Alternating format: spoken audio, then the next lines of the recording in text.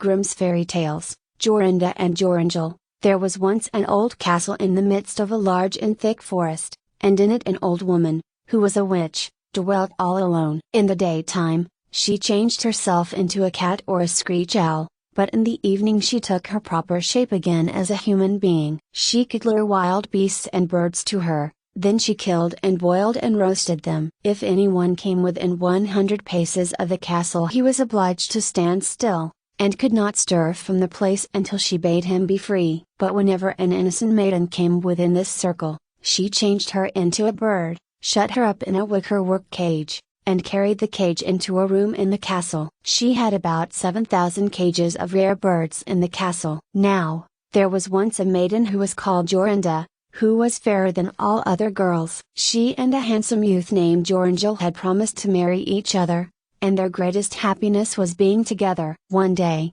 in order that they might be able to talk together in quiet, they went for a walk in the forest. "Take care," said Joringel, "that you do not go too near the castle." It was a beautiful evening. The sun shone brightly between the trunks of the trees into the dark green of the forest, and the turtle doves sang mournfully upon the young boughs of the birch trees. Jorinda wept now and then. She sat down in the sunshine and was sorrowful. Joringel was sorrowful too. They were as sad as if they were about to die. Then they looked around them, and were quite at a loss, for they did not know by which way to go home. The sun was half above the mountain and half set. Joringel looked through the bushes, and saw the old walls of the castle close at hand. He was horror-stricken and filled with deadly fear. Jorinda was singing, "My little bird, with the necklace red, sing sorrow, sorrow, sorrow." He sings that the dove must soon be dead, sing sorrow, sorrow a jug, jug, jug. Joringel looked for Jorinda. She was changed into a nightingale,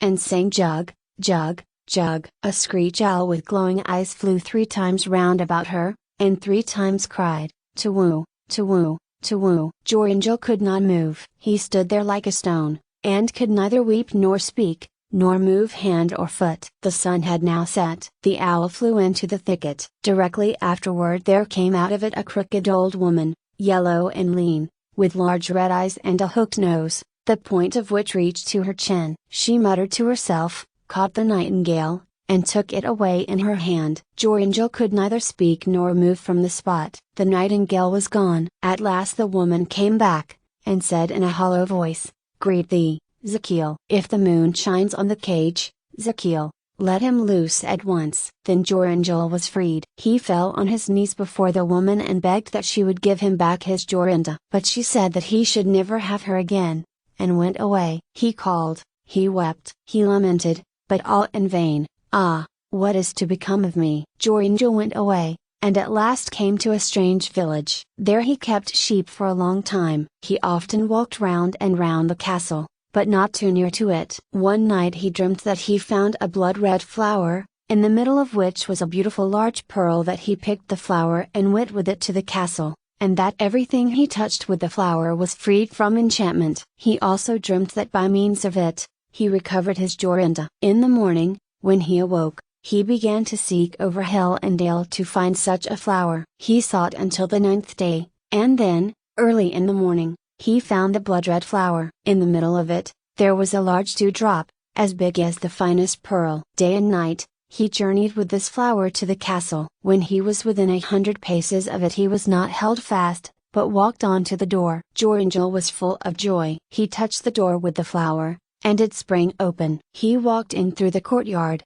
and listened for the sound of the birds. At last he heard it. He went on, and found the room from whence it came. There the witch was feeding the birds in the 7,000 cages. When she saw Joringel, she was angry, very angry, and scolded and spat poison and gall, but she could not come within 2 paces of him. He did not take any notice of her, but went and looked at the cages with the birds. But there were many hundred nightingales. How was he to find his Jorinda again? Just then he saw the old woman quietly take away a cage with a bird in it, and go toward the door. Swiftly he sprang toward her, touched the cage with the flower, and also the old woman. She could now no longer bewitch anyone, and Jorinda was standing there, clasping him round the neck, and she was as beautiful as ever. The end.